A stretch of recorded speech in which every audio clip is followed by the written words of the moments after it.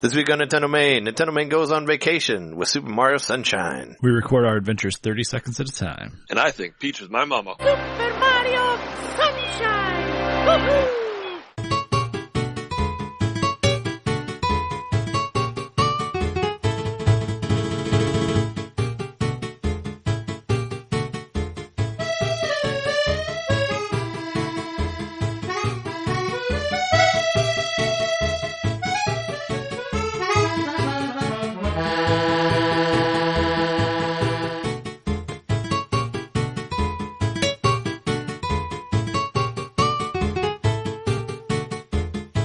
Welcome to Nintendomain episode 92. Woo! Woo! Yeah. Where were you in 92? Where were you in 92? I was 12, probably playing Nintendo games in Yeah, I was 92. probably playing Nintendo. Probably playing Super Nintendo, because it was out by then. I was collecting baseball cards and playing Nintendo. But, we are your hosts. This is Nintendomain Podcast. It's a Nintendo podcast about Nintendo stuff and other things like that. We are your hosts. I'm Trey Pianta Johnson. I'm Jereme, kill all the Roboducks Mikowski. And I'm John, Shine Get Knitter. Shine get. Yeah. We're continuing on that countdown to Super Mario Odyssey, as we were saying before. So our major topic of the week will be Super Mario Sunshine, which will be in the second part of the show as normal. But let's start off with what we do every week. What did we spend money on this week in the world of games? Who wants to go? Do you want me to go first? I spent a lot of money on stuff. Go ahead. So I bought Yono and the Celestial Elephants last week, and I got Wolverblade also. I also got all those records finally that I ordered in the mail. So I got Cool. Streets of Rage 1, 2, and Sonic Mania last week. That's pretty awesome. So like on Friday I was going to go into work, and it turned out that I didn't have to go in as early as I thought, so I had like 2 hours just to kill time. So I played Burning Fight on the Switch while listening to Streets of Rage 2 on record. So it was pretty awesome. So it made Burning Fight like 2 points more, I guess, of a better game because you're listening to the Streets of Rage soundtrack while you're playing it. So you're almost playing Streets of Rage on the Switch, kind of, but not fully. But it definitely helps. It definitely helps the game to listen to that while you're playing any of those sort of games. It definitely put you in the mood to punch the fuck out of people. Yeah, so did you want to head out in the streets and clean them up? Do you have rage? Not necessarily. I mean, I was fine with doing it in the virtual world. It didn't make me violent. Like I want to go hurt people or something. You want to punch a car until you find some turkey in it? I think those, I think those soundtracks are pretty awesome, and they make me chill. They don't make me want to punch stuff. That would be like music that I hate. That would make me want to punch cars. Yeah, those beat 'em up games. They have kind of the opposite effect. You get all your rage out, and then you're good. Then you can go, I don't know. Then you can go farm in real life. Knit a quilt. John knit a quilt. Yes, that's me. Yeah, right. So let's talk about Wolverblade first, I guess, out of stuff that I got. It's the load times are ridiculously long. If you watched any of my playthrough stuff on Twitch, which is twitch.tv/Nintendomain Podcast, I did a stream of Yono and Wolverblade, and Wolverblade, has some really, really bad long load times at the beginning of every level, but then you play through the whole level and then you have to sit through a load time again. So that's kind of annoying. And the game has super high production value, everything's voice acted, the graphics are really good, the music's really great, but the game in itself isn't really that exciting to play, I don't think. It's a lot better to play as 2 players because it's really fucking hard on 1 player, and you only get 3 lives, so. It's a beat 'em up, right? Yeah, it's a beat 'em up. It's a beat 'em up that's set up in I don't know. You're like a Viking or something. It's like in medieval times, you have swords, which I was down with that. I wanted it to be It kind of reminded me, of Golden Axe, is what I thought. Yeah, but it kind of has the 300 movie sort of thing going where the Romans are trying to conquer. Oh yeah, sure. Where it's Sparta!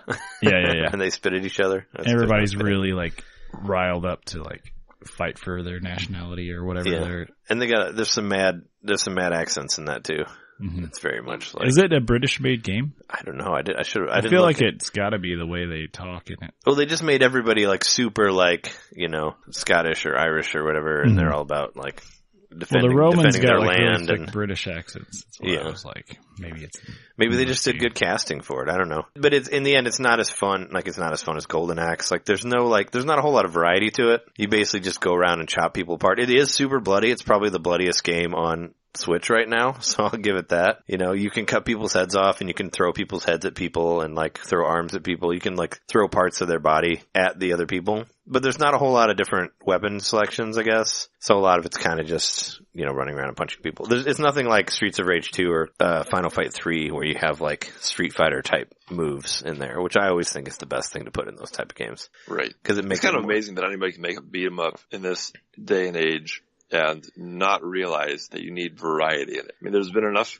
mediocre beat 'em up games where you just go right forever and hit the button and blah, blah, blah, ad nauseum. Yeah. Isn't that just kind of obvious? Like, you can't do that. You gotta have variety to it. Yeah. Throw in some other challenges. Well, that's kind of how this game works, except like the stories. It has like a full-on story and everything's fully acted. And like the cutscenes look really cool, you know, and the music is awesome, I guess, and like really epic. But I didn't feel like there's a whole lot of differences in it. But it's, I could only make it through the first level by myself, you know, because the first level you fight a big boss at the end, and the second level you fight 2 big bosses at the end, and it's really hard to do without a second player. So it kind of makes you think that you need to play it with a second player, but also there's no online option. Like you can't hop online and just like get matched up with a random person and play that way. So it kind of makes it really difficult to play a single player, I think. But you can also, there's an arcade mode where you can play it where you don't see like any of the cutscenes on there. It just like jumps right into the game. It says here on the official website. And there's no saves.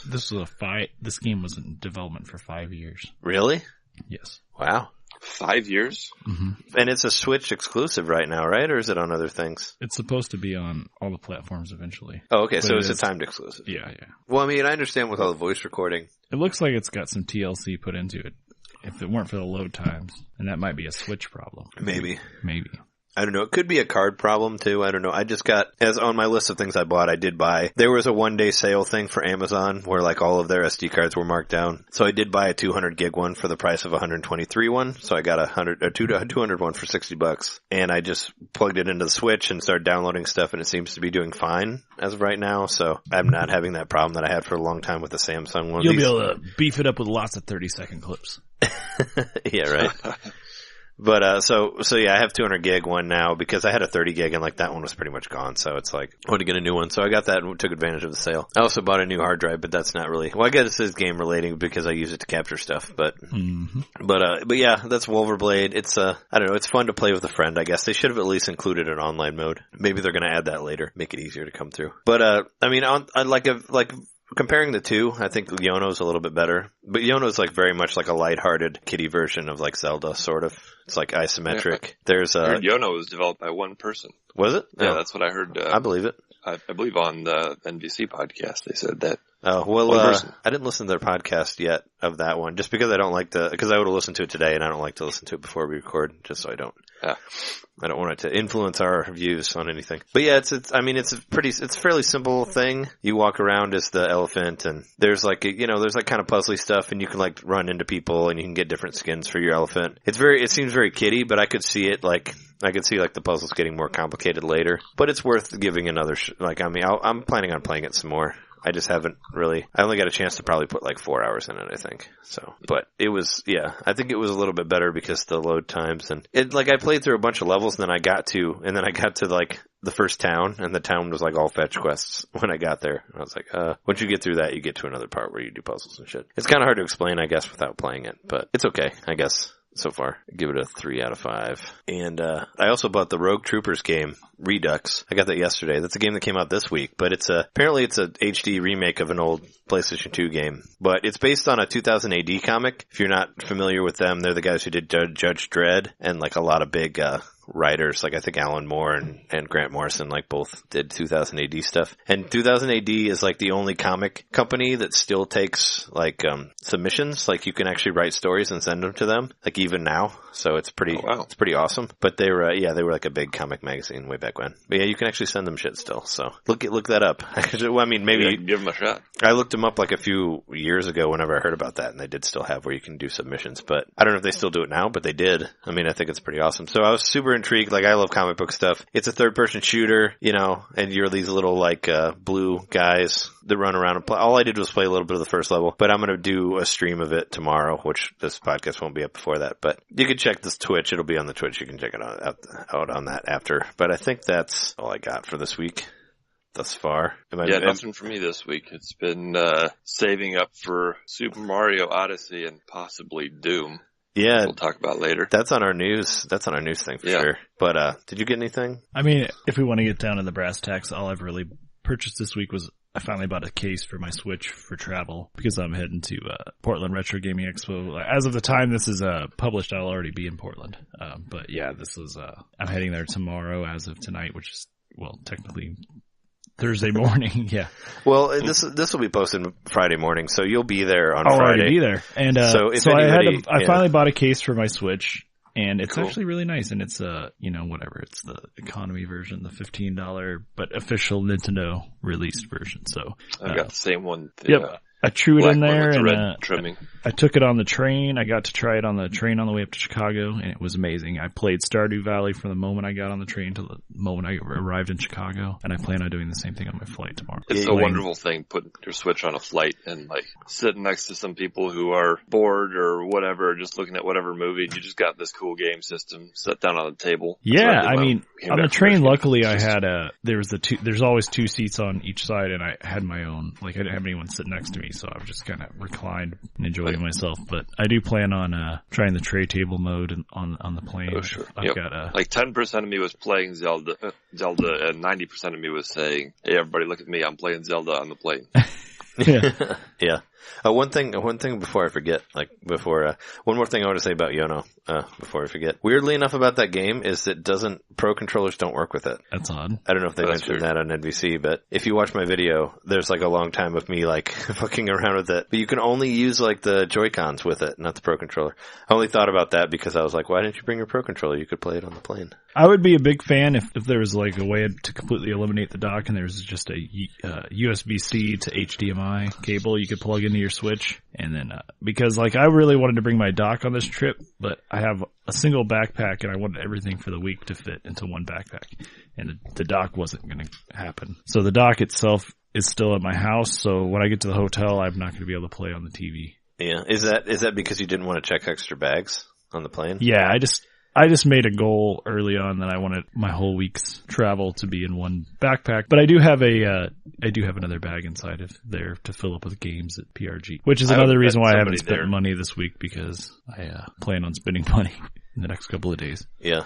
You should just buy somebody there has some sort of dock solution for you, so you could take care of it. Yeah, there's some third-party dock solutions that look pretty cool. It would be great if there was a very minimal, it would be great if there was just a USB-C to HDMI cable that would work with the Switch. I saw something. I mean, it was just a little square, kind of looked like an Apple TV. Mm-hmm. Yeah, no, I saw that too. Technically a dock. Yeah, I was looking into that. I was looking into it because, before I got my second dock, I was like, I want to get another dock, so I was trying to find a cheaper one, but then I just end up just getting this one for $70. Then you just got a second dock.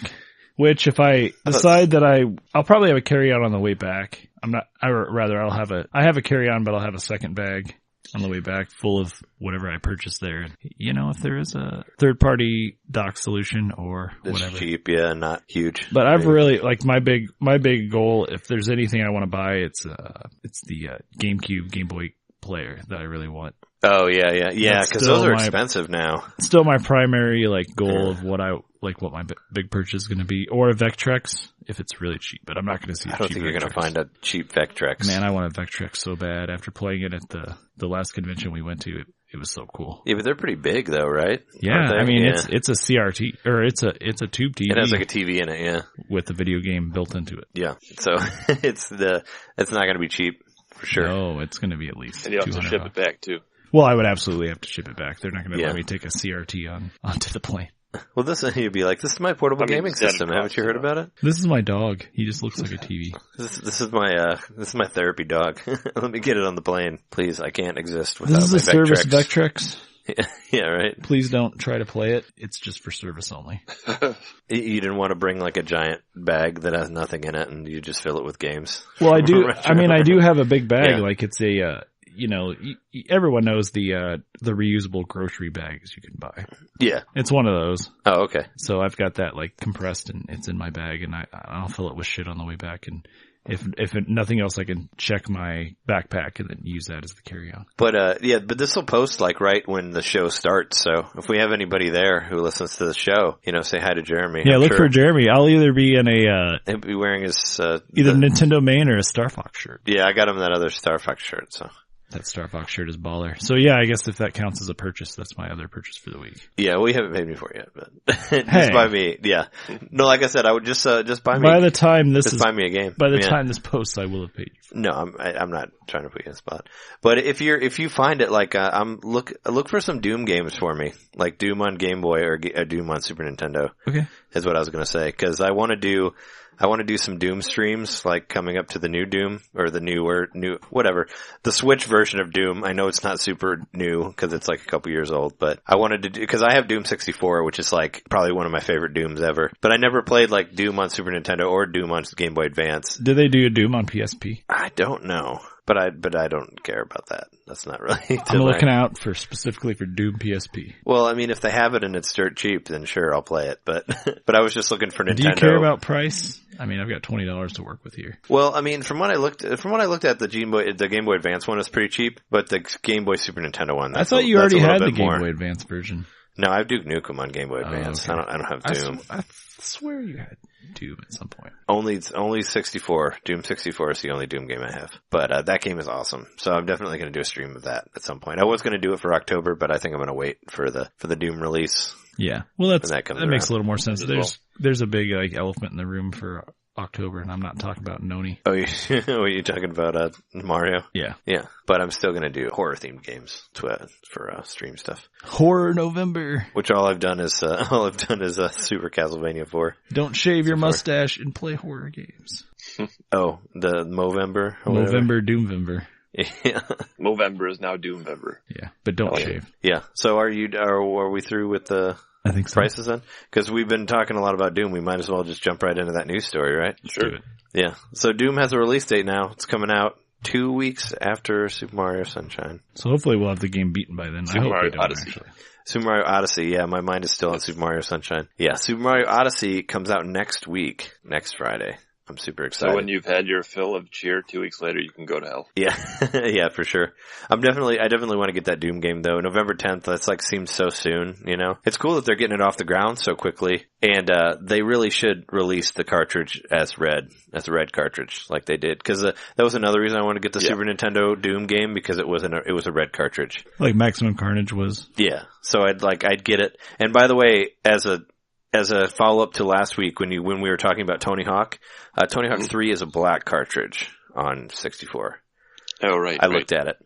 Tony Hawk 1 is blue, 2 is yellow, and 3 is black. So what a punk. I thought 1 was yellow and 2 was blue.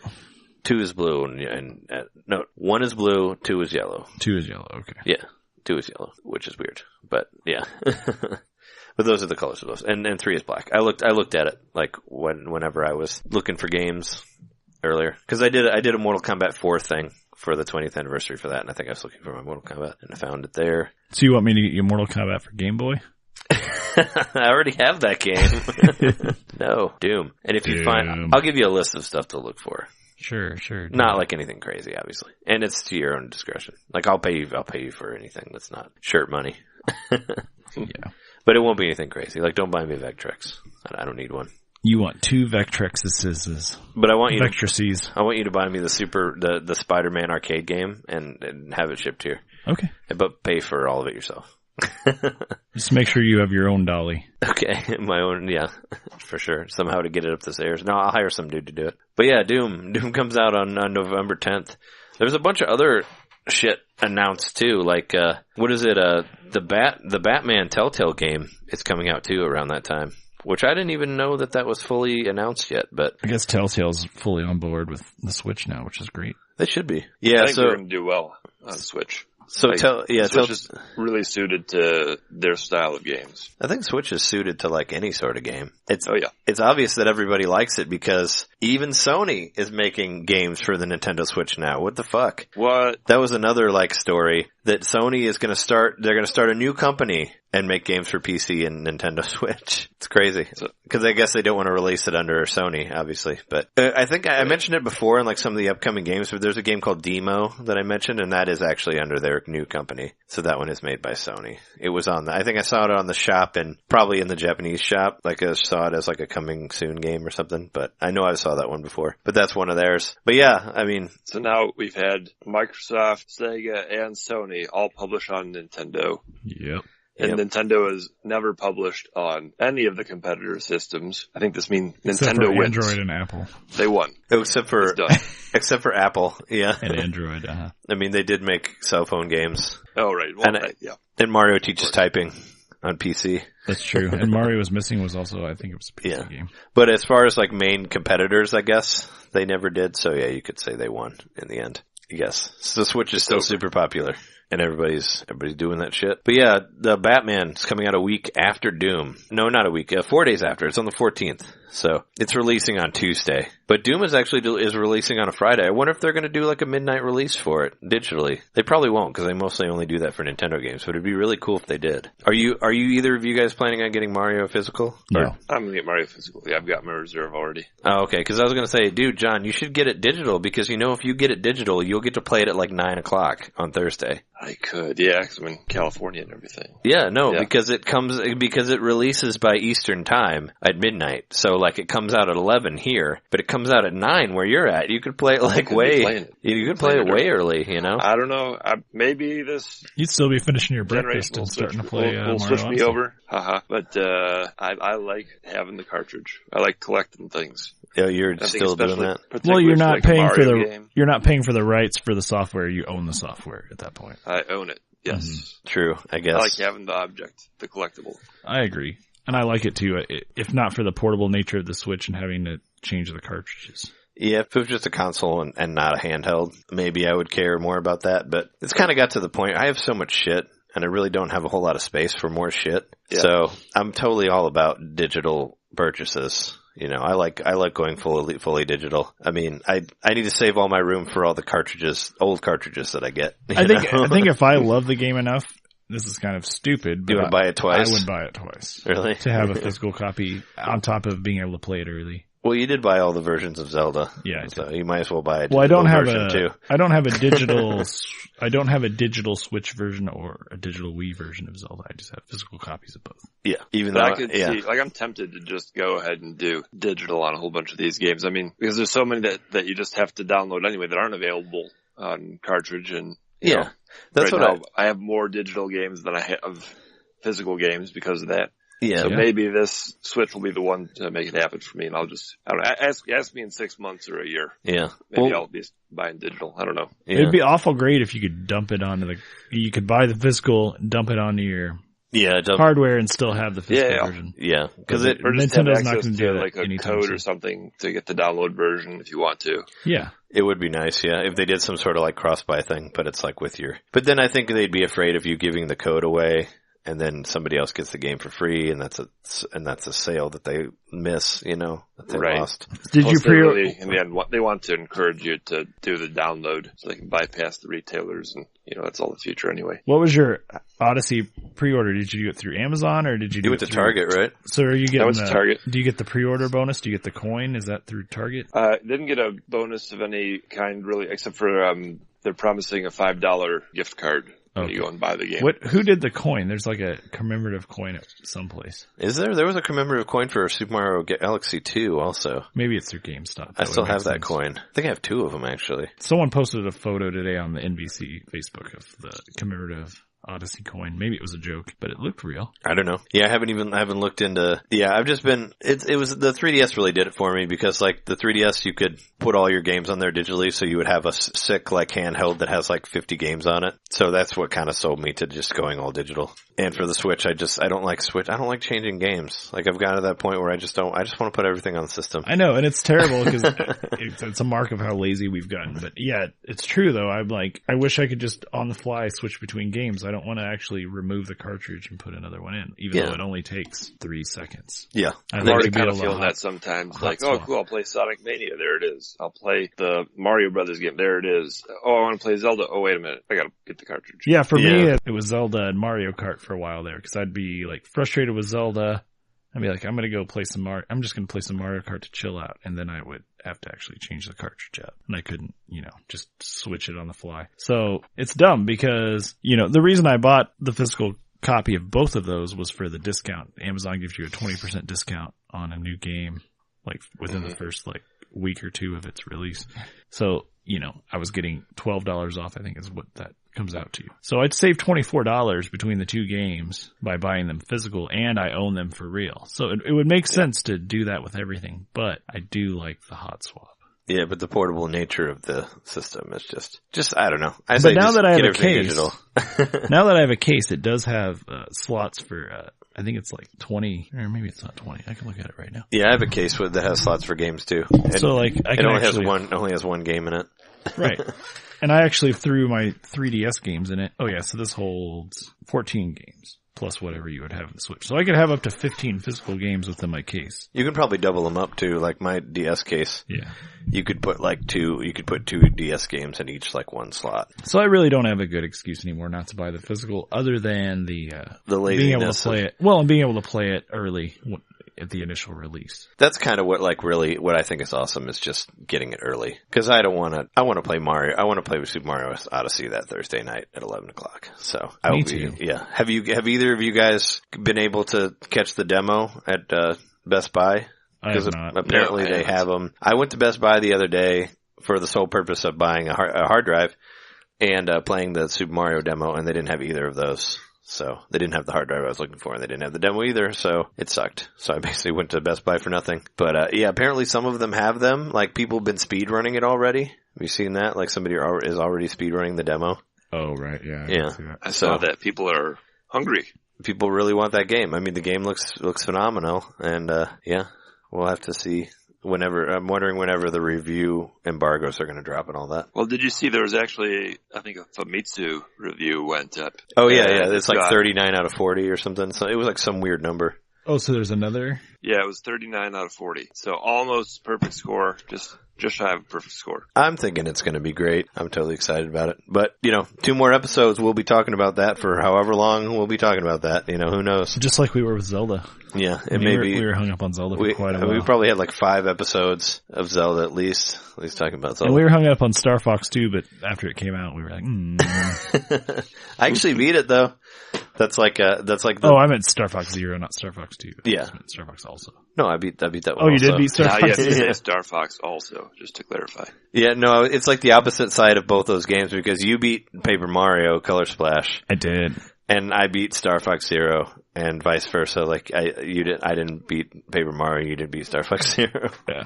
But Star Fox Zero is neither of us beat Xenoblade Chronicles X. Yeah, I really want to go back and beat that game, but it got so hard. I know it's been so long since I've been back in that game. I really want to beat it though before because I keep forgetting that Xenoblade Chronicles 2 comes out this year also. Isn't there also wasn't there a huge discount on the 3DS version of the first Xenoblade now? Probably. It's like a 40% discount. Well, there's probably something you can get through Nintendo Club or something. It's through that. But get it for the Wii U. Get that version. That's the best version. I'm sure it's superior. Like get the Wii Virtual Console version of it. Cause it's, the games are pretty much the same, but it looks better on that. And it's probably better to play it on the big screen. Yeah, and then you can play, cause it is a very big game, and it's better to look at it on the TV than a handheld. But anyway, let's get back to, let's do a couple more news stuff and then we'll take a break and get to the topic of the week. Big thing we mentioned earlier, which we haven't talked about yet. The Switch got a new update today. About fucking time. So now you can capture 30 seconds of select games. Yeah. This just happened 2 hours before we started recording. Yeah, we got lucky that time. It wasn't the curse of the podcast that didn't come out after we recorded. But yeah, Jeremy and I just downloaded it. You played it earlier, I know, right, John? I did. Mm-hmm. I tried it a little bit. I recorded like the first opening 20 seconds of Splatoon 2, which, speaking of which, I played you guys didn't play the Splatfest at all over the weekend, right? The vampires versus werewolves? No. I was on the werewolf team. Werewolves did not make it out, from what I heard. They lost to the vampires. But I did a stream. I did a live stream of it on Twitch, so you can check that out if you want to see me lose a bunch of times. It was, it was a fun thing to do live and just like be like, hey, I'm going to get on and play this for a while. Because I haven't done that for a bit. I think I missed out on whatever the last Splatfest was. So it gave me a reason to go back to Splatoon. And there's like a couple new weapons I think they added also on there for the... Probably some sort of like Splatfest specific stage. Yeah, I don't know which one it was, but there was something. It wasn't like a horror type one, unfortunately. That's too bad. Yeah. But yeah, I played that. But yeah, I recorded the opening of Splatoon 2. Did you guys record any Zelda stuff or anything like that? I recorded Link skipping around Hyrule Field and slashing his sword around. And then I was like, oh, cool, it worked. And that was it. And you can post it to Twitter, right? Or Facebook or whatever? Twitter and Facebook, and you can edit the video too. Yeah, you can edit it in the, and it shows up in the snapshots area, right? Right. On the Switch. Yeah. As far as I can tell, the editing just totally encompasses within that 30 seconds you can choose the beginning and end point of that video. That's about it, yeah. Yeah, it doesn't look like you can Can't actually add any snip crazy out filters or sections. Right, you can't You can't like some 80s home movies in there. You can't do some like star wipes or something in there? No star No, you wipes. can't give like a little puppy dog face and all that stuff. Oh well. But I'm sure it'll work. I'm sure it'll work on Super Mario Odyssey, right? I mean, it's not out yet, but it seems to be working because it's on Splatoon 2, ARMS, Mario Kart 8, Zelda. And I also tried it on Zelda. I went to the Ridgeland Tower where you do the game where you glide as far as you can. Oh, and you recorded that. And I recorded that, and it was 30 seconds of me flying through the air. You didn't record like I was like you go to Ganon and beat him in 30 seconds, and that's what you recorded. It's actually just it's me beating the game in 30 seconds from the moment I emerged from the hyperpod. Yeah. Have you beat the game yet, John? I am purposefully holding off. I have just about every side quest almost done. How many shrines do you have now? I'm at about 80. Doing well. Are you? So I don't want to beat it until I've got all the shrines and I've completed every side quest. Are you going to try to find all the 900 Korok seeds? No, I'm not that crazy. It's a pretty cool reward you get for getting all of them though. What, the golden poop dropling? Golden doo-doo. Yeah. The doo-doo drop is what you get? Did you guys get all of them? No. Fuck no. I think I have 92 shrines. That's where I'm at. I don't know how many I got. That's as far, and I literally cannot find any new shrines. There's 3 or 4 of them I know that I haven't beaten. Even with using did you get the DLC also, John, for that? No, not yet. I'm gonna get that once I beat Ganon. Oh, okay. So you haven't gotten any of the new, you didn't get any of the armor or anything like that? Nothing like that, no. Yeah. I want to beat the game pure as it was when it came out, and then I'll get all the stuff. Oh, okay. Sure. But you guys you went through and you beat the game, you defeated Ganon and everything. Yeah. And I think I did it. I know I did it far before Trey did because he was also purposefully waiting. But you decided ultimately, even though you didn't have all the shrines. I think that I beat it at the beginning of May. I think is when I beat it. I don't remember when I beat it. It was like one of those things where I'm just like, all right, I'm going to beat this game because I just want to be done with it. I accidentally walked into the final room where you have the showdown with Ganon. And I was like, no, I don't want to see it yet. So I shut the system off. And then I went back to my previous save. That's kind of what I did. Well, you kind of went in there and beat him by accident, right? Yeah, I'd had a few beers and I was like, I'm just gonna see if I can beat the game now. And I did. Yeah. And I was like, I regret this now. I immediately regret this. Because I woke up the next day kind of hungover and I'm like, oh shit, I beat Zelda last night. That was like my regret. That's funny. Ganon's losing his step because, you just beat him drunk and by accident. Yeah, he's not that hard. Well, sorry. Oh. Spoiler. Well, I guess it all kind of depends on how much shit you have when you get there. You can make it harder if you don't get the hearts or whatever. I don't know. So apparently, did you see that Resident Evil 2 has some sort of crazy ghosts and goblins thing on it included? Yeah, it's like little mini games. Yeah, it's called Ghosts and something. Ghost and Halloum. You're talking about the Revelations remix, right? Yeah. I got very confused for a second there when you said Resident Evil 2. Yeah, so Resident Evil Revelations 2 is what I meant. Has a little mini game thing on it that looks like Ghosts and Goblins for the Switch. It's called Ghosts and Hohenzollern or something. Ghosts and Choblins. But that's another news story thing. That comes out in November sometime, I guess. November is a good month for mature titles, huh? Yeah, they're really pushing it. Don't shave your mustache. Just play mature titles all month. I'm very mature. I have a mustache. I'm playing Doom. I'm very mature. I have a mustache. It's like when that Godfather game came out for the Wii. Do you remember that? I know because you bought it. But there was this video on YouTube that I watched where this guy was like, "You're a man now because you can play mature games on a Nintendo system." Yay. I guess he never had a GameCube because there's a lot of mature games on there. And the 64. But the 64 was all about the mature games. Yeah, 64. Well, it had a shitload of first-person shooters that were like really bloody that were on there. A couple things. I want to say a couple more things before we go to the break. Well, can I just say on that note about the mature titles, you saw that there was that push. Nintendo has basically said they're pushing for more mature titles on the system. Oh yeah. They want they did say that because they want people to do that. So they're encouraging them to do it, which is good. They're going to have Night Trap released on the Virtual Console soon. They should. Bloody edition. It was on everything but the Switch, right? Because they did re-release it. They did? Night Trap? Yeah, they're re-releasing it. Oh, I was just joking. They are, but it's not coming out to Switch for some reason. So That's a perfect game for Switch. I would love to play that. Night Trap, just played through it for the first time, like maybe a year ago. I downloaded an emulator. Play it again for the first time. Yeah, I did.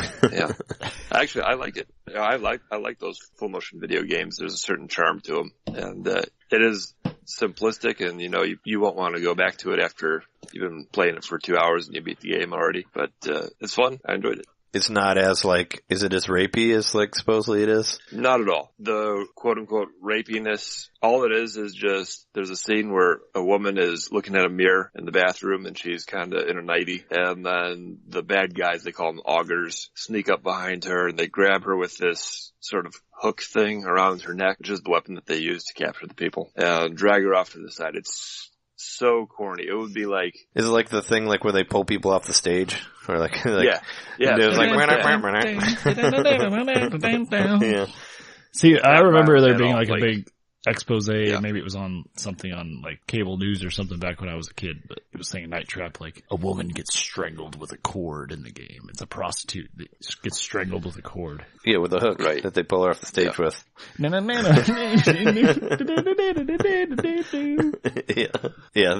they should put that on the Switch.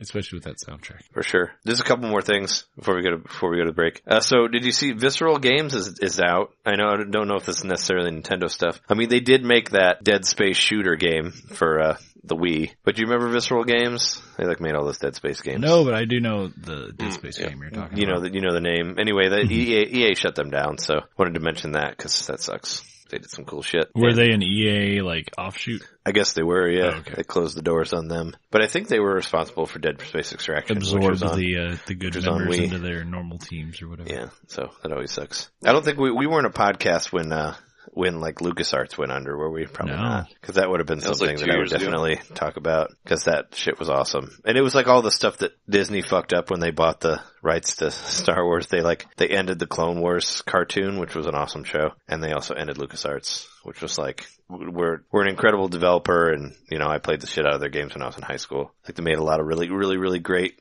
point and click adventures. They used to be called Lucasfilm Games. Yeah. Before it was called LucasArts. Mm-hmm. Yeah. But they did Day of the Tentacle and Full Throttle and Sam and Max and even aside from that TIE Fighter and Dark Forces and Rebel Assault and all those fun games. I played all that shit in high school. PC. Also, Persona's kind of coming to the Switch. Did you see that? There's a new Blaze Blue game coming out for Switch. The Blaze Blue Cross Tag Battle, which has characters from Persona 4 in it. I mean, hasn't there been Persona on the 3DS? Yeah, well, there's Persona Q, but there's nothing Persona on the Switch yet. But still, it's not that shocking. If it's already been on. But that also means there's another great fighting game coming out for the Switch, so I'm excited about that. Those Blaze Blue games are cool. It's like Arc System. It's very similar to Guilty Gear X, if you played those games. So it's the same sort of amazing animation and sprite-based fighters. So is it a juggly kind of fighting game? I don't know, probably, but it looks cool. It looks very cool, so I'm excited about that. It's supposed to come out in 2018, but still, there's a piece of Persona on there. Other than that, I think that's all I have for news. Aside from, do you want to go down the list of shit coming out tomorrow real quick? Sure. We'll just do the releases for this week. Like I said, Rogue Trooper already came out. I already got that re-release of the PlayStation 2 game, 2000 AD, blah, blah, blah. Looks fun. I know the new Neo Geo game for tomorrow is another arcade beat 'em up called Robo Army. that looks pretty fun. That'd be cool to play. If you're looking to get it looks a little bit smoother than Burning Fight. And I saw there's moves where you like can put your hand like through a robot and they explode. So, like you should definitely check out one of these Neo Geo games. I mean, they're only $8. I don't know if you got one yet, but I got Magician Lord. I didn't get one yet, no. But you should get one eventually. I totally recommend them. I think they're great. Oh yeah, another news thing. I mean, it's small, but now there's a games on sale section on the shop. There's only one game on there, but hopefully there'll be more. The one game is The Bridge. It's 25% off. Whatever that game. Whatever. There's one game you want to be complete. You want a complete bridge. But yeah, we have for like this week or for tomorrow, Jackbox Party Pack 4. I feel like they've come out with like, is that the third one of those? They've come out with so many of them. The fourth one. The fourth one. Count Lucanor. Because it's called 4. It's coming out tomorrow. No, I thought there was, all their numbers don't make any sense. Count Lucanor, that's like some sort of, adventure-y looking stuff. It actually looks kind of cool. It's sort of pixely when I saw Super Ping Pong Trick Shot. About time. Which is if you ever wanted to like virtually throw a ping pong ball into a cup, you now can for the high price of $5. At least it's not. At least they're not charging that much because it kind of looks like you get what you pay for there. 10 ping pong balls for that. Yeah, Elliot Quest. Use the cups you already have. Elliot Quest comes out. That's like a pixely sort of 2D adventure-y looking thing for $10. Party Golf. That's that other golf that we were talking about. Comes out tomorrow. Yeah, it's like a side for scrolling.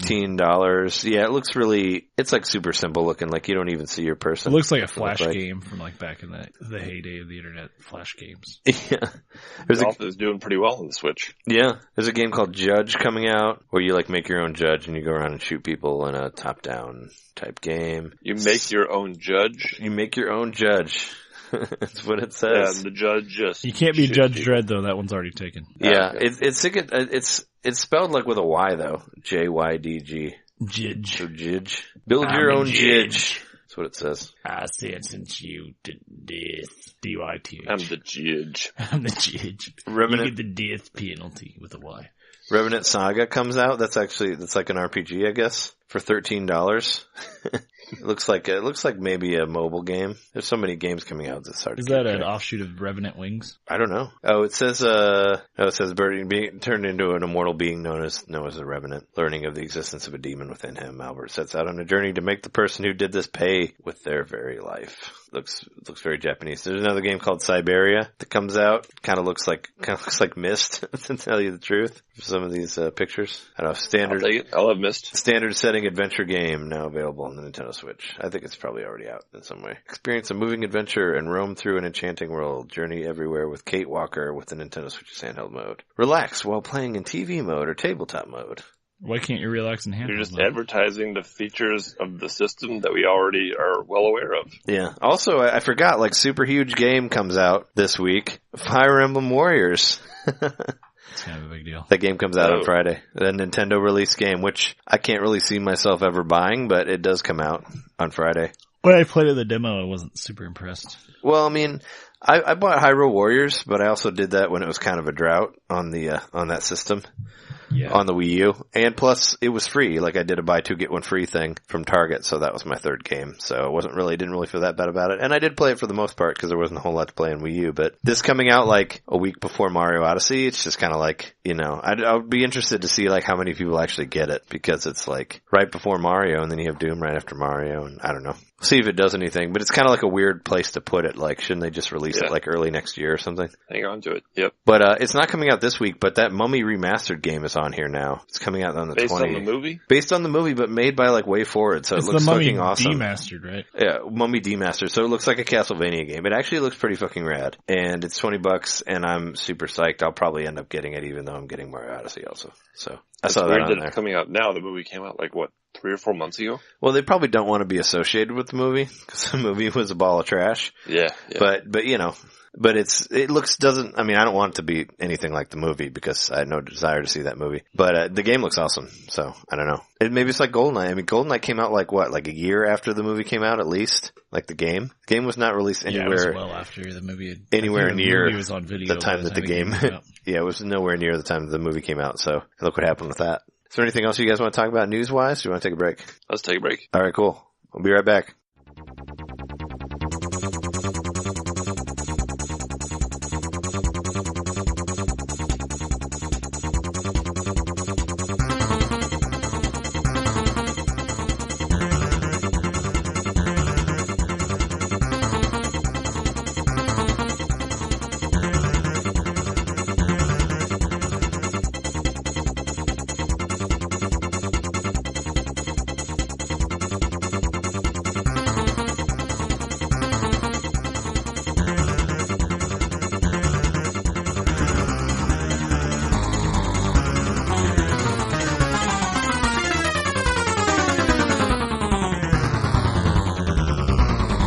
So yeah, the second part of our countdown to Super Mario Odyssey is upon us here. It's time for us to take a vacation to Isle Delfino with our favorite NPCs, the Piantas. If you could see me right now, I've got a thought bubble with lots of different seafood in it.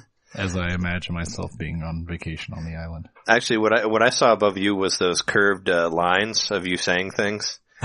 you know, like whenever you talk to somebody in that game, and like the line, whatever the talk lines are like curved for some reason. Yeah, everything's in the corner. kind of on a 45-degree curved angle. It's super strange. Jereme, the game came out and they're like, "Oh shit, we forgot to fix that." It's so weird. Like just the way it's presented. It's very 90s. It shows like an arrow, and you hit an arrow, and then it turns into a circle, and then it goes away. The circle, whatever, the curved speech. But speaking of speech, this is Nintendo's like first attempt at voice acting, and I think this is why they kind of stopped doing it after that, because the voice acting is terrible in this game. So bad, terrible. Like, I mean, the whole beginning part of like Mario, Peach, and Flood and Toadsworth or whatever, like, and like the whole story mode where Mario like goes to a court case. He has to go to court, and they I don't know. My favorite part of the whole game, well, one of my favorite parts in cutscene form is when like Flood like looks at Mario and he analyzes him, and in the corner it shows stuff from old Mario games. That's like my favorite part, because it shows him like swinging Bowser around in Super Mario 64. It shows stuff from like Super Mario World and like Super Mario 1 and Super Mario 3 and all that. So it's cool. It's a nice little Easter egg in there. But yeah, it's a strange game. Jeremy and I, gotta give him a break. You know, cutscenes were brand new. Nobody was doing cutscenes in 2002. Yeah, right. There wasn't a whole like generation of systems based on cutscenes. Yeah, right. And at that time we had the 64 though, which the only way you could do cutscenes on that was if they were real time cutscenes. Mm-hmm. Well, except for the FMV on Resident Evil 2, which we talked about last week. But yeah, Nintendo was kind of new to that, I guess. But Super Mario Sunshine was such a weird, I mean, that was their GameCube Mario game, and it was kind of like, we went on vacation for a while, and this is what we thought of. Was this... The whole game was thought of on a company retreat. Yeah, supposedly. That's what they said. But I mean, there were some interesting ideas in there, I guess. Like, we were talking about it last night, like me and Jeremy did like this Twitch stream where we just handed the controller back and forth. We got the 20 shine sprites. It was a lot more difficult than we thought it would be, you know. Yeah. But we just kind of went through to try to get. Well, we actually only got 13 because we had 7 before we started, but we ended with 20. We were like, let's try to get to 20. But I mean, it's weird. The game like starts off super dark, and like you know, the sun gets brighter every time you get a shine sprite, which is crazy. And what's even crazy is like if you get enough, you have to buy shades later because it's too bright. Well, you can get shades. If it seems too bright. Later, if it seems too bright and it darkens the game, which that's kind of a hilarious Japanese thing on there, I think. You know, it's just like a nice weird touch to the game. I mean, the game in itself is bizarre. And I do still love it, but I find that it hasn't aged as well as Super Mario 64. I can't really just like jump right into Super Mario Sunshine and be like, okay, I'm gonna go here, I'm gonna get this. Like, I know where this is. Like, I know where everything is on 64, but I don't have that same level on Super Mario Sunshine. And I never got all of the 120 stars on Super Mario Sunshine either because of those stupid fucking blue coins. Yeah. Because you have to get them all by getting all the blue coins. Yeah, so. The blue coins are a bit of a bummer. Yeah, so you kind of gotta you gotta chart your adventure of collecting blue coins and all that shit. But did you ever own this game on GameCube, John? I don't remember if you did or not. No, I never did. You never got Super Mario Sunshine? It's my least familiar Mario game. Oh, that's a shame. I'm learning something here. Yeah. I mean, don't get me wrong. Like, I do love Super Mario Sunshine. And if they wanted to do a remake of it, I would be super excited because we were talking about this last night, but it definitely feels very rushed. The game does. Yeah. It doesn't seem to have that polish that most Nintendo games have. You know, it's kind of like maybe if you took a little bit more time with the game, it might have ended up a lot better, you know? Yeah. Which is strange for Nintendo. Wanted to get it Nintendo. out by launch so bad they didn't even make that, and it came out, March of 2002? Yeah, I was going to say, it didn't come out for launch. It was summer, wasn't it? Yeah, it might have been the summer. Or was it summer? Maybe it was summer. Yeah, because I remember we got it, like Jeremy and I, we both got it at the same time. I actually bought it in Florida. I was at my dad's house when I got it. I remember that. And, but when I brought it back, we wanted to both like hang out and both play the game, so we had 2 TVs set up like right next to each other so we could both play it. That's hilarious. Which is pretty cool. So we found a way to like, cause it was a single player game, to play like a single player game together, you know? And still like talk to each other. Yeah. You had the sound going on both of them? I think we did. Mm-hmm. We probably did, yeah. So yeah, we had that going, but that game was, I just remember like, like you and me were playing like a demo or something. I remember you looking at the TV and being like, Mario, what happened to you, man? It's like such a different game. The characters look so fucking bizarre in it too. Like, we were talking about this last night, but have you seen the pictures of the Koopas, like from Super Mario Sunshine? No. Like, look at them. They look like so bizarre. They look like this, they don't look right. Like the Koopas in Super Mario 64 look great. Like they look like the way they expect them to look in 3D. But look at the ones in Super Mario Sunshine. They look so bizarre. I don't know. Everything looks bizarre in that game. Maybe it's just because it's in different, it's a different part of the Mushroom Kingdom, like you're on vacation, everything's just kind of... I'd say the Koopas are just strange. as weird as they were in, like, Super Mario Land. Like, you remember the Koopas in Super Mario Land, you jump on them and they turn into bombs, and you have to, like, get the fuck away from them. Well, this game, the Koopas have electrified shells that they throw at you. Yeah, and you have to shoot water at them so they shock themselves with their electrified shells. What? So what? Yeah. There's also... Oh, yeah, they do look weird. Don't they look weird? Yeah, they don't look quite and then right. there's those Koopas that you fought in the stream last night that were like, they looked like Yoshi eggs. Yeah, I was gonna say, there were the Yoshi egg Koopas also. And they jump at you. Like they're like giant eggs. They have like half of a Yoshi egg on them. And, you climb a tree and they jump up into the tree after you. Well, do you want to get into like one of your biggest gripes with the game right now? Speaking of Yoshi. Oh, God. We haven't talked about Yoshi yet. So Yoshi, like, he was portrayed in a pretty weird way. Like, the whole game was strange, obviously, because one of my favorite John jokes that I remember, I don't know if you remember this joke or not, John, but we were talking about, like, how Nintendo was so, like, they kept their cards to their chest so much. And they're like, oh, we don't want to show anybody any of our ideas because they might steal them. And you're like, yeah, you know how many people stole that water pack idea from Super Mario Sunshine? Oh, yeah, that just took off. Yeah. Yeah, which nobody did. Jet of water. But yeah, that was, it's just a weird, and when we were talking about it, it's like, yeah, he has an item that talks to him. And I'm like, man, they just never did that again, did they? And that's the game that's coming out next week is doing the same thing. With a fucking hat that talks that has eyeballs. So I just hope that hat can feel fear when it gets swallowed by a monster with bad teeth. That was one of the craziest parts of Super Mario. Well, one of the weird, I mean, all the parts are weird, but a memorable part of Super Mario Sunshine was when you get eaten by this, it's this fucking giant monster thing. You have to like clean its teeth. Its teeth has like cavities and you have to wash it. And it's an underwater level too. And that's another thing. The swimming sucks in this game compared to... For a game about water, you think it would be pretty good. Well, coming off of 64, where I thought the swimming mechanic like worked so well in that game, they just made it different. Like the B button makes you swim down in the water, and the A button makes you swim up in the water. But it's not really a way to swim forward, so it's kind of like a little janky on the water controls. But yeah, he gets swallowed by this monster, and Flood's like, I feel fear. Becomes sentient all of a sudden. He should. I mean, he was always sentient. Sure, yeah. Well, he actually has feelings other than just like, Mario, go over here. Mario. But that was another, he had an EGAD icon on him, so it was another like reappearance. You know what else had an EGAD icon on it? The brush that Bowser Jr. uses. Oh, yeah. For sure. Our good friend Bowser Jr. gets introduced. I guess Bowser's only actual kid, since the Koopalings are not children anymore. Thinking, Bowser Jr. Wait, what about the other ones? Weren't they all Bowser Jr. or like? No, they weren't the real. That was the moment that they were kind of forgotten. Yeah, it had a really, really bizarre. I mean, you mentioned it at the very beginning of the show, but really, really bizarre story was basically that. I guess Bowser had raised Bowser Jr. to believe that Peach was his actual mother. So he has this like crazy shape-shifting, do-rag thing that he puts on his face that turns him into like Shadow Mario. And then he can go around and graffiti walls, which Mario cleans up. It's such a bizarre story. I mean, I know most Mario stories, I guess, are pretty bizarre, but this one's extra bizarre. I was gonna say, going back to the very first Mario game, some plumbers fell through a pipe and they're in the mushroom world. I mean, that's pretty weird. That's not that weird, though. I mean, compared to like It was when it first was envisioned. Yeah, compared to like a turtle-looking dragon thing that has like a scarf that it puts on its face that turns it into a shadow version of the main character. Just to like put graffiti on the wall that you get blamed for and you have to clean up. And that's where the whole game starts. And then there's like sprites too. Is he doing it to get Peach's attention, basically, because he thinks Peach is his mother? He has to kidnap his own mother.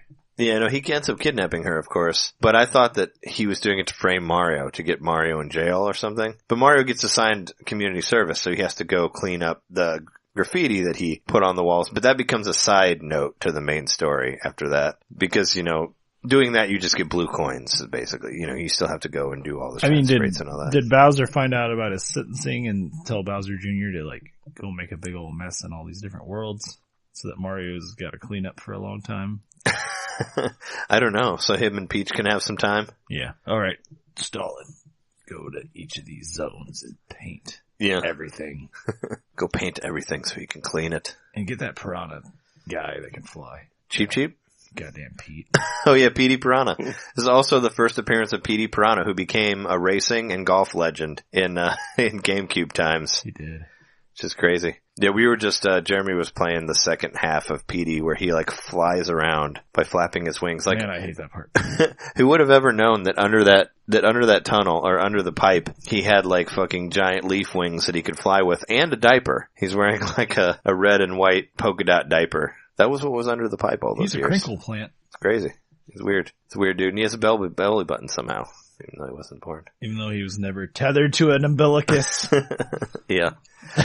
What are your thoughts on Super Mario Sunshine, John? I know you said that you read the old review of it. What did it end up getting? It got a 9.4, and I think that IGN review was it Pear or was it Matt Casamassina? I didn't see a name on it. It's got to be Casamassina. It was one. It had to have been Pear Schneider or Matt Casamassina. That's what I'm guessing. Not see a name on it. Okay. Well, I read the review, and the review it was positive overall, but it kept sprinkling in things that basically said, okay, it's not as revolutionary as Mario 64. And he kept saying things here and there about, oh, some of the textures look kind of bad. Like, for as good as it seemed overall, there was always some little thing that was just kind of off, which I guess is, we're kind of reflecting that in our assessment 15 years later, saying that this Mario game is like, it's good, but there's something off about it and it's kind of weird. And that review, I think, is the reason that I'd never bought it. That just because, you know, it was, I got the GameCube, and by then it was like June, so it was a little bit,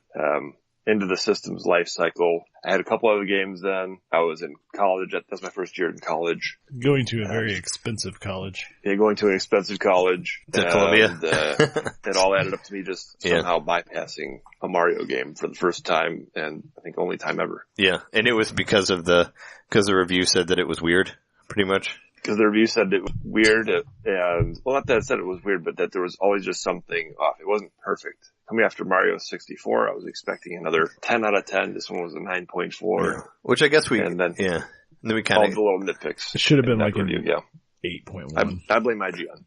I was surprised it didn't get like a 7.9 or something. Yeah. Cause, 7.9, yeah. Well, I mean, that's what Double Dash got. And I think the Double Dash has aged better than Super Mario Sunshine has in retrospect. Because I played Double Dash for our Mario Kart episode that we did where we went through all of them. And I actually really loved Double Dash, like returning to it. Thought it was a lot of fun. Like, I enjoyed it more than like the Wii. You know, Mario Kart for sure. It ended up being pretty high on my GameCube at work, and there's a Double Dash on there, so we play it every once in a while. Oh, you guys have a GameCube at work? Cool. We do. Yes. You should get a Super Mario Sunshine so you can play some of it. I mean, I definitely recommend it. I don't think it's too expensive. Is it still like $60? I know like Nintendo games like always. You can get it for about 40. Oh, okay. Because Nintendo games always like keep their value and all that. If you're not worried about having it complete, if you just want disc only, I think I bought disc only for less than 30. Yeah. When I purchased it, which was about, I guess that's still, it was about 2 years ago, so it might be a little more expensive now. Yeah. And especially since it was never re-released in a downloadable form or a digital form like that, though, it has a lot to do with the price of whatever it's worth. But I think you should still play it eventually just to like know the history of Mario's 3D-ness and all that. And I've seen some things in the Super Mario Odyssey footage that is very much pulled from Super Mario Sunshine. Like there was a part where you get something that basically gives you that, because there were different stuff that you could get, attachments pretty much for the FLUDD that make you do different things. And there's one that like makes you like ski across the water. And I saw something similar to that in Super Mario Odyssey footage. Like he possessed something that made him do like a similar thing. And there's also like the one where you could shoot up super high and all that. Yeah, it does kind of, I mean, when I first saw the footage of Odyssey, it did kind of bring me back to Sunshine a little bit, just because it's a free-roaming, open 3D game, and it's flat land versus the Galaxy, the two Galaxy games. Yeah, with the globes and stuff. Yeah. The globes and stuff, yeah. I said, it kind of looks like Sunshine again. Sure. There's definitely, you can see seeds of Super Mario Galaxy in Sunshine, because there are the parts that are called secrets in Super Mario Sunshine, where you find a part and, Shadow Mario shows up. Bowser Jr. turns into Shadow Mario and shows up and steals the thing off your back, and then you don't, and then there's like regular standard platforming games, in those levels that have that great, acapella Mario song, of them doing na na na na na na na, that one. So those definitely feel like Super Mario Galaxy levels for sure. So you can kind of see the start of it, but really hard. Yeah, they're pretty hard and unforgiving. And Super Mario, we mentioned in last week's episode, but Super Mario Sunshine also took a lot of the moves out. Like you can't, like the long jump is gone now. You can't punch people in the face anymore. No more punch, no more kick. No more punch, no more kick. Backflipping. What? Can you backflip and triple jump and all that? You can backflip. You can triple jump. You can do like the walk one way, do the other one. Now there's like a jump. You can do a spin jump. You can do a spin jump now where you go in a circle and you'll just like do like a circle spin up. But the long jump and the punch is gone. So I love the long jump, and I'm glad that long jump came back for Mario Galaxy, and it looks like it's in Super Mario Sunshine as well. Cause that was always that was like my favorite thing to do in Super Mario 64. But, Super Mario Sunshine's a hard ass game. Like if you watch our stream that we did last night, I mean, I don't know how long we fucking played, that secret level for, but geez, we probably spent like 20 lives on it or something, maybe. Luckily you can get an extra life early on in the level, but so we have to re-upping what we were losing, but it's hard. Yeah. It's super hard. And that's not even the hardest of them. Like that was one of the earlier ones that we were playing. They get pretty ridiculous eventually. Some of the later ones you're actually like depending on NPCs to determine where you go. And are they going to throw you where you want to go? No, usually not. Yeah. Well, that was what I mentioned as my, middle name earlier.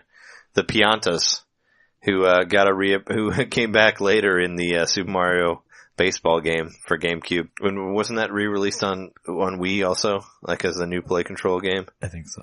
Yeah, because you can get it on Virtual Console for Wii U. I know that it released at the beginning of the baseball season, last like whatever year that was. We mentioned it in one of our podcasts. But those Piantas, their giant noses and their weirdness, and their palm tree heads. Yeah. Palm tree heads. They're definitely. I was like Delfino Plaza in Mario Kart DS. That was my favorite level. Oh, Delfino Plaza. Because you could hear the Piantas. Yeah, they made some. I mean, there was some decent. Like there was that the Cheap Beach one. What is that? Or what was the one called in Double Dash where you go? The one where the Cataquacks are there. Those are the robot ducks that you talked about earlier. Robo-ducks. Yeah. The Cataquacks, those are the guys who like flip you. But, in Mario Kart Double Dash, there's a level where you go like through Delfino Plaza and then you go around the beach and there's little Cataquacks walking around and they flip your cart if you're too new to them or too close to them. They're basically like those little mouse guys from Mario 64 that have the little metal things they put under you and like flip you. If you remember them. The guys you can't kill. They were in like Wet Dry World and other stuff. And there's also these like random wind clouds that show up and try to blow you up. Even though those guys were in Mario 64, they were in like that one weird mountain level they got to. But yeah, I don't know. I would do like I said, I would do a list of favorite stars on this one again, but I don't know. It's like I didn't really play it enough to get them. And they're just not, I don't know. The stars always felt different. Like one thing that's definitely different between this and 64. You mean shines, right? Shines, yeah. Mm-hmm. They're the same thing. Shine gets, which that was what it said on the Japanese version, right? Shine get. Yep. They should have kept it that way. Well, supposedly in Odyssey, it said that, but it doesn't say that this time. No, it does not say moon get. No, it says like you got a moon and not, not moon get. Moon get would be cool though. It should say you got mooned. You got moon, man. Yeah, like you got served. Yeah. Another thing to note about Super Mario Sunshine is this is the first time that I ever fought a boss in a hot tub. I mean, the final boss battle is against Bowser in a hot tub. So the final boss battle is essentially invading someone while they're trying to bathe. Yeah, it's pretty fucking weird. And they get irate about it, and they should. Yeah, he was hanging out, and then you show up, and yeah, it's weird. It's a really strange boss battle, and the game ends with this really weird like heart to heart between Bowser Jr. and Bowser, where Bowser, I guess, has to tell him that Peach is not really his mom. I mean, even though they're like on an island or something. Yeah, they're on an island. He's like, "Well, kid, Mario killed me again," or not. It's like like I said, the voice acting is so bad. That blasted Mario. You know, after you get done listening to this episode, check out some of that stuff on YouTube. Just look up Super Mario Sunshine cutscenes, and you'll find some hilarious shit. We got to there's a ghost level in there. We got to that, which is another weird thing. Sirena Beach. Yeah, ghosts turn into platforms now in that level. Which there was a stage in Mario World where they did that. It was one of the ghost houses where when you turn your back to them, they would come at you, but then when you face them, they turn into blocks that you could jump on. Yeah, I don't remember that one. Yeah, I don't know. Like favorite stars. Let me see if I can think off the top of my head. Sprites. Favorite sprites. Or what were sun favorite sprites. shines. Whatever the fuck they're called. Is there any memorable, I mean, you beat the game recently, right? Somewhat recently, in the past year. It's been about in the past year. Yeah, and you beat it, but you didn't get 120 stars. No. Whatever. I'm gonna call them stars because they're the same fucking thing. They just look a little different. But they're definitely stars. One thing I was gonna say, like a major difference between the two games is like, Super Mario 64, when you get to a level, you can get like, there's probably like 4 or 5 different stars you can get at any time, like whatever it tells you to get, you don't necessarily have to get that one. In Super Mario Sunshine, it's less like that because everything's kind of based on the level changing in a certain way depending on what star it tells you to get. So I think that makes it a lot more linear, and I kind of like the idea of being able to find other stuff like in 64. But what would you say are your favorite ones that you can think of offhand, Jereme? Like a top 5? Oh, a top 5. Yeah. Can you think of 5? I mean, that's a pretty small number. Sure I can. There's one in the hotel where you have to like find all the coins. I like that one. Is it the mystery one? Oh wait, the red coins? Uh-huh. How do you have to find them? Do you remember? You basically just have to case out the whole hotel and yeah, it's kind of like it's almost like a detective type thing, right? Mm-hmm. Yeah, I remember that one. We didn't get that far on that one. Or we didn't get to that one last night, but we did get to the secret and the one that's probably going to be on one of my favorites. Yeah. I like there's the ones where you race where you're on top of the jellyfish and you're racing around. I think there's 2 of those. And those are both kind of fun. Oh, the squid race? Uh-huh. Yeah, that one's in the second level. That one's cool. I like any of the Mario bonus levels. Yeah, they're really hard. What sucks about them is they would be a lot more fun if you didn't have to get to them first. So like, for instance, like in the amusement park level, to get to that bonus level, you gotta defeat the mole cannon. Well, no, there's another one later on where you have to get a Yoshi and then go back to the merry-go-round and then like, it's not completely clear, but it's like, there's a missing character on the merry-go-round, and that's Yoshi. So you have to find Yoshi, and then you have to go find the fruit that brings Yoshi to life. So you bring the fruit to Yoshi's egg, and then he hatches, rather. And then you can take Yoshi over to the merry-go-round, and then you can actually play the bonus level, which is pretty hard. And, I don't know. It's just getting to that level initially sucks, but once you're actually playing those levels, they're fun. Yeah. There weren't so much stress. Like? Well, they're the ones where the pack is taken away, like we were talking about earlier. So it's just straight up like platforming. Yeah, it feels a lot like it's basically what was turned into Super Mario Galaxy, because it's like short bursts of like classic platforming, like classic Super Mario platforming. But they go completely nuts with whatever they can do. It reminds me of like a stage from Monkey Ball or something where there's just like all these crazy like things spinning around and all these weird shaped platforms you have to navigate, and oh yeah, that you'll never see again, like half of a cheese wheel or something that's spinning vertically while you're walking on it, and it's round and then it's flat and then it's round and it's flat. Like these kind of strange shaped things will just pop up randomly in those levels on top of like sand blocks that disappear as you're walking across them, or whatever, like badly cut apples, like stage we were playing last night. Yeah, that's the one that we got stuck on. That was the first secret in the amusement park level. Oh, that was the one you just mentioned with the can. You like stand on this sort of like log looking thing, whereas if it was Mario 64, you would think that it would work like in a physics way, where like you stand on one side and it would move down and then you'd walk over on it. Mm-hmm. It doesn't work like that at all. It just kind of moves in its own way, and you have to kind of like walk on it as it moves. It's kind of hard to describe. It's a really strange part, but and the thing we were having the hardest time like staying on it. And then there were the sand blocks, of course, that you stand on them and then the sand drains. Right, so you have fall through. You have to get comfortable enough on that to jump off of it, which is hard because you kind of have to run and jump off of it, and depending on how it's facing, it's hard to do. Well, and then the camera, you're always battling the camera in this game, which I don't know if we mentioned. Yeah, the camera's probably your biggest nemesis for the most part on this. But on those sand blocks, what really sucks is like if you jump to where you have to grab on with your hands, it starts draining like as you're pulling yourself up. So by the time you get up, it's like half drained and you'll probably just fall. So you have to like fully land on it. You have to make sure you land on it first. Yeah, and then later on, those bonus levels, even though I'm saying they're my favorite, they're fucking hard. But there's like, I remember there's ones where you're on a big cube, but it's like you were saying, it's not like rotating the way you think it would. The way you would think it would. Yeah. It's rotating like on between the XY axis, so it's rotating in like a weird angular way where it's really hard to maintain your balance on it. You know, it's not just tumbling head over heels. It's like at a weird angle. And you do a lot of butt sliding. Yeah, and then Mario will just automatically decide he wants to butt slide, depending on how you land as you jump. Yeah, well, as you're walking over the different, like, the sides, like, or however, you know, like, however it's tilted, it'll be like whether you can walk on it or whether you butt slide on it. So you're like, well, I'm totally standing on it, and it's a 45-degree angle, so I should be fine. But no, Mario wants to butt slide now, and he's just going to slide right off.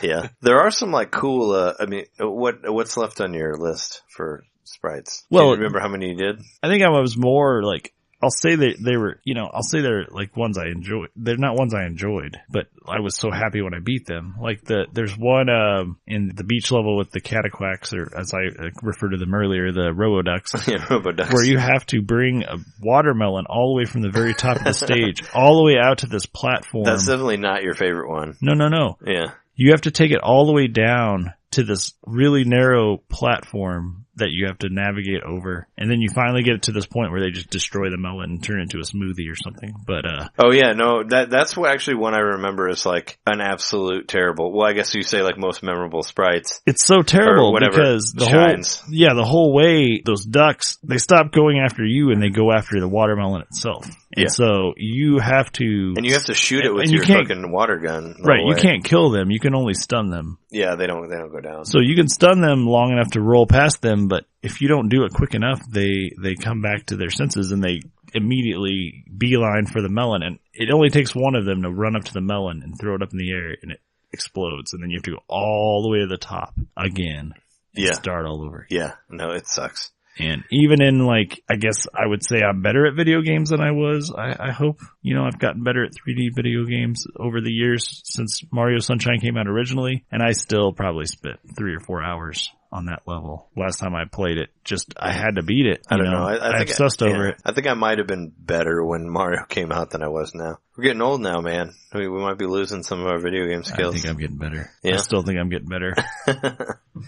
I don't know. I mean, I'm not as practiced. I didn't have Twitch back then to look back on and see how I actually played, but yeah, I think that I play these 3D games a little better now. I think I've got a firmer grasp on how they work because I've played more of them. But that watermelon level, man, that's like one of the worst levels, though. That's like up there, like with the rainbow level from 64, like getting 100 stars or 100 coins on that. But the like that's like one of the hardest things to do. The reward for beating that, you know, the endorphins that my brain released were just like, like hallelujah. Well, yeah, you probably like spiked the controller and said like fuck you to the TV or whatever. Be like, you don't own me. I destroyed you. Yeah, no, like first thing I think of your memory card is corrupted. You would say something like that. Yeah, that would suck.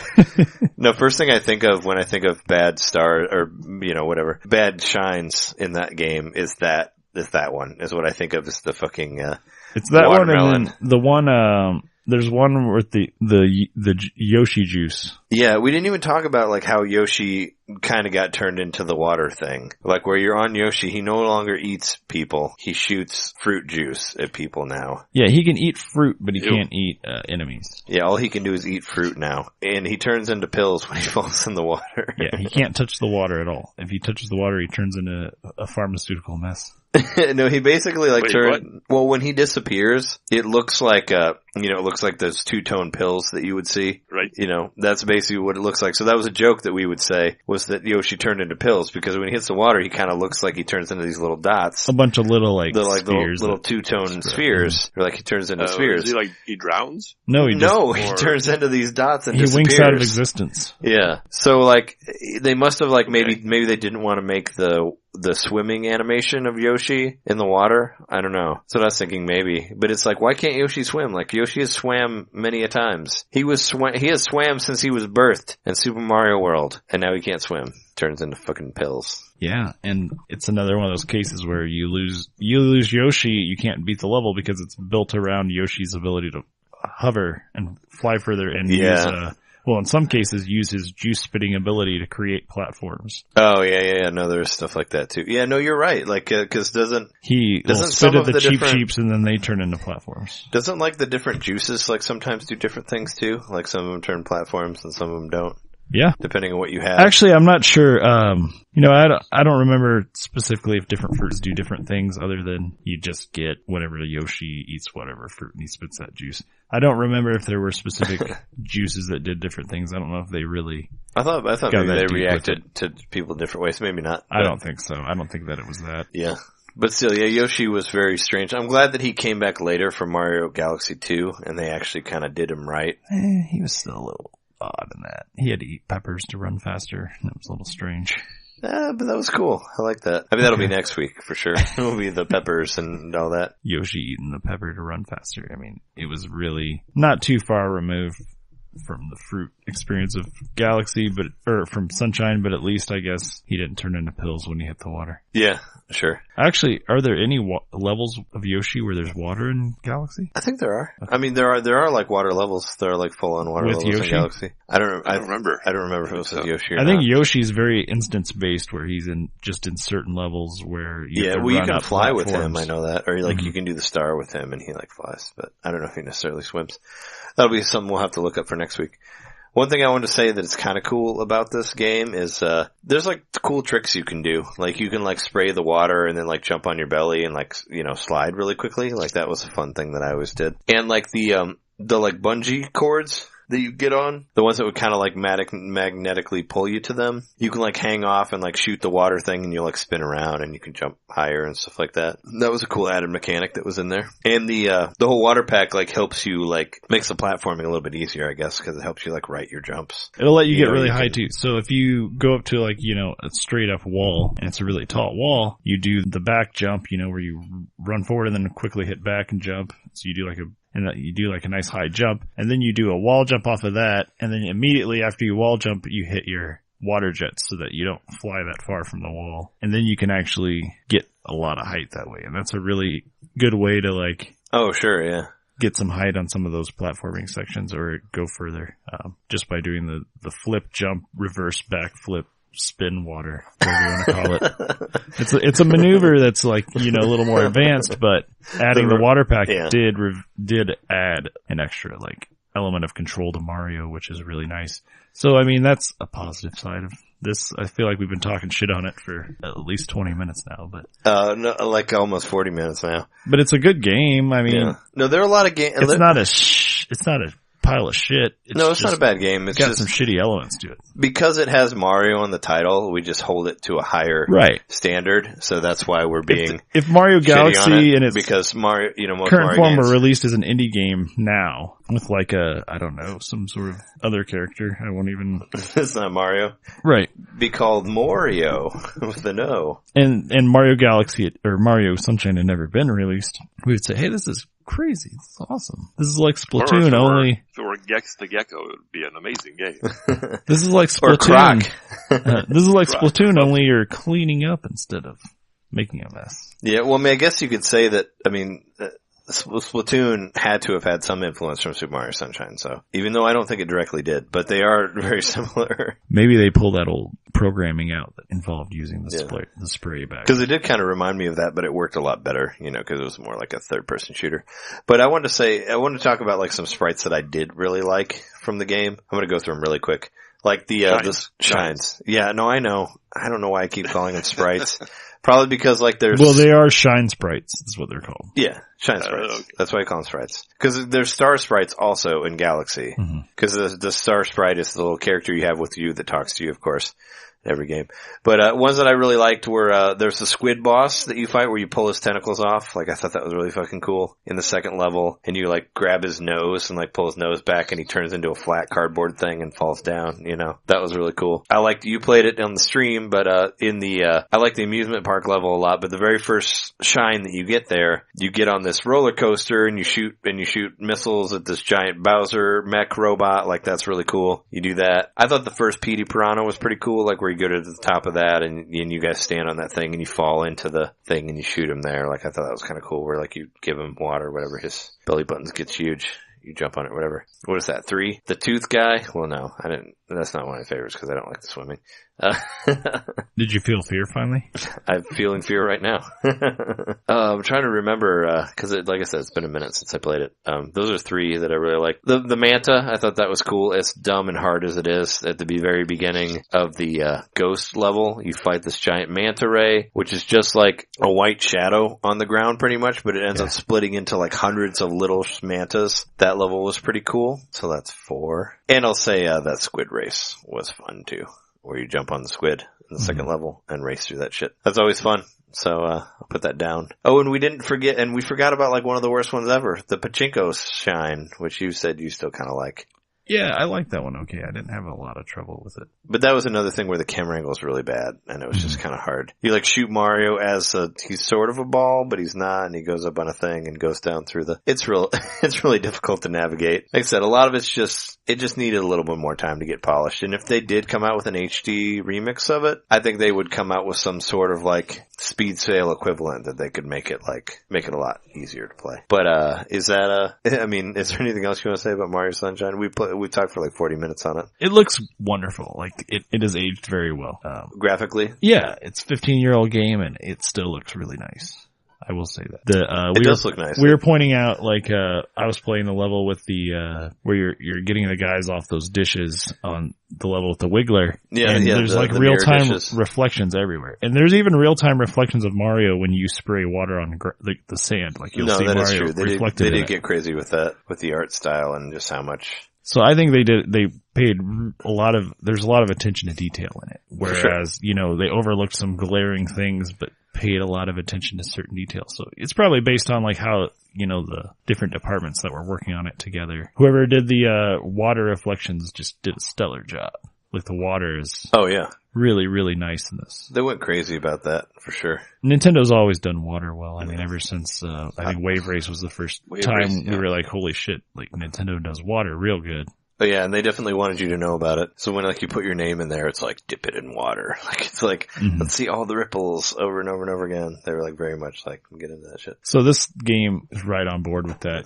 It's the water effects are really nice. I dig the soundtrack too. I think the soundtrack's really good.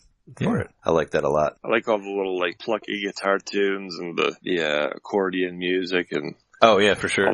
Yeah. I like the hub world. I wish there was a hub world in Odyssey, and I guess there's not going to be. I am going to kind of miss that, even though like you could go both sides with it, because like Super Mario Galaxy 1, which we'll talk about next week, that hub world was kind of a mess. Then I wasn't really upset that it was gone in 2. I felt like that just kind of like perfected the formula by taking it out. So we'll have to see. We'll see soon, thankfully. We'll see next week, but I don't know. We'll have to see whether it's missed as much. But yeah, no, the hub world is fun. There's like some cool shines that you can get in there. That's where you find the other thing.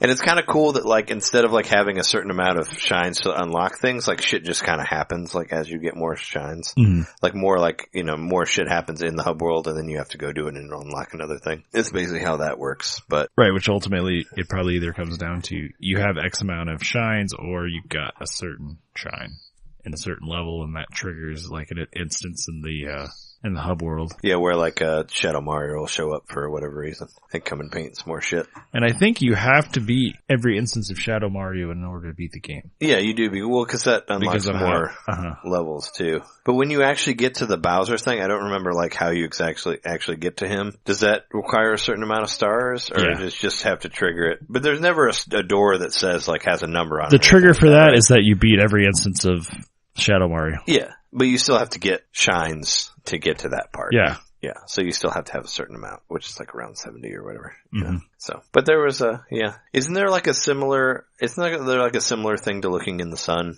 Like a similar secret level? Yeah, that's exactly the same thing. There's a sunbeam that shines down at a certain point. But you don't like fly, obviously. You don't have to. No, but you do look up into it. But they do have a thing where you look into the sun again. So there are some references to Super Mario 64, of course. Again, Mario teaches you to stare directly into the sun. It'll take you somewhere else. Well, yeah, it'll definitely take you somewhere else. There's no flying in this, though. Well, I mean, there's floating, I guess, with the water pack. Mm-hmm. And then there's a level where you're on the back of the sandbird where you're kind of like flying through the sky, which is another incredibly frustrating level. Yeah, there are a lot of like pretty memorable frustration levels. I think a lot of the challenge in that level, specifically the Sandbird level, is the physics engine that they're using is like really unforgiving because it's kind of on the realistic side of things. So if you start to kind of lose balance on the bird and kind of start tumbling in a certain direction, you'll just tumble out of control. Or it'll like start diving, or it'll decide it wants to do a flip. You start doing butt slides. And the butt slides kick in and you fall to your death. Yeah. Well, if we ever get that GameCube Virtual Console thing that Emily Rogers said was going to be on there years ago, we'll get to experience this again. But in the meantime, it's I think we're getting pretty long in the tooth here on the episode, so I think we should put a pin in it. But is there anything else you want to say about Super Mario Sunshine before we sign off here? I say play it, and hopefully Odyssey's a lot better, and you'll appreciate the influence. But you'll also be happy you're not playing Sunshine. Yeah. I feel that I'm hoping that Odyssey will just take all the great things of all of these different 3D Mario games. It'll take the great things of Galaxy, Sunshine, and 64 and just bring them into this new beautiful 3D Mario. It's like what I'm really hoping. And, with jiggle physics. Yeah, well, I don't care about jiggle physics, but... and nipples. Yes, and Mario nipples, which were in Mario and Luigi before, so we've already seen that. But, anyway, this has been episode 92 of Nintendomain. We're your hosts. I'm Trey Johnson. Jereme Mikowski. John Nitter. And, you can find us at NintendomainPodcast.com. You can download the podcast on any sort of, thing that downloads podcasts. You can find us wherever. You can pretty much Google us and you'll find us wherever. Oh yeah, and by the way, if you're in Portland, we said it before, but Jereme will be there. Say hello to him at the Portland Retro Expo. He'll be walking around with a Nintendomain shirt on. I'll be the guy with my own face on my shirt. But I'm sure I won't be the only person. Yeah, way. You and like 2,000 other people from there probably. Like I remember when we went to the Midwest Gaming Classic, I was like, man, I feel like weird about wearing a shirt with my face on. And I'm like, oh wait, no, everybody's wearing shirts of the shit that they do here. I'm like, this is not weird at all. But anyway, if you happen to see Jereme, say hello. I'm sure he'll be hanging out with Retronauts and all those other cool people there. But if you happen to listen to the show, say hello to us. Say hi. And next week, maybe we might get some stuff from that as well. So, stay tuned for that. But we're on Twitch now, twitch.tv/Nintendomain Podcast. I do streams every Thursday and Sunday. Jeremy's going to start doing streams as well on different days. So just check that out. You'll probably, and if you missed it, you'll be able to check it out after. But, we'll be streaming more shit as the next months and years and whatever come, so you can find more of that shit. We have a YouTube channel, YouTube/Fingmater as well. So, and you can email us at NintendomainPodcast@gmail.com. And if you like the show, give us a review. We love seeing reviews. It makes us feel great. Especially makes me feel great when I put in these 6-hour edits. I'll be like, hey, I'm glad somebody likes what I do in the end. So let us know what you think about the show, and we'll see you next week. See you next week.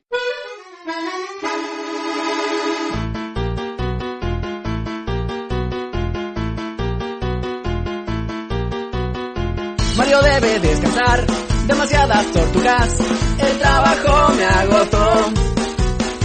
Vacaciones a tomar, fuera de Mushroomland, con la princesa y su papá. ¡No es su papá inútil! Hay hermosas playas, 1000 cosas que ver, pero no hay que descansar hasta poder limpiar. Güey, te vas a hacer Mario, fíjate. ¿Dónde me llevan?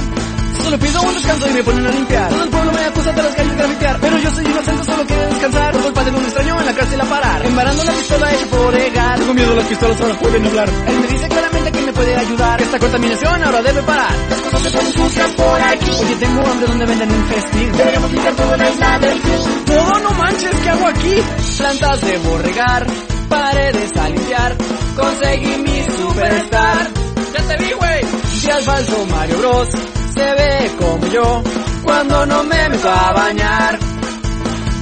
Hay hermosas playas, 1000 cosas que ver, pero no hay que descansar hasta poder limpiar. No entiendo por qué los Yoshis no pueden nadar. En serio no entiendo. ¿Por qué? ¿Por qué, Yoshi? Maldito Yoshi inútil. ¿Sabes? Esto pudo ser peor. Disfrutando de la playa la vida y el calor. No me importa ir a la casa por culpa de mi impostor. Son muy buenas vacaciones, ahora me siento mejor. Si lo veo de la mano de todo puede mejorar. Sigo ganando estrellas, nadie me puede parar. Pero sabes algo, eso no es tu propiedad, estás robándole el polvo y eso es ilegal. Oh, pues, Hay hermosas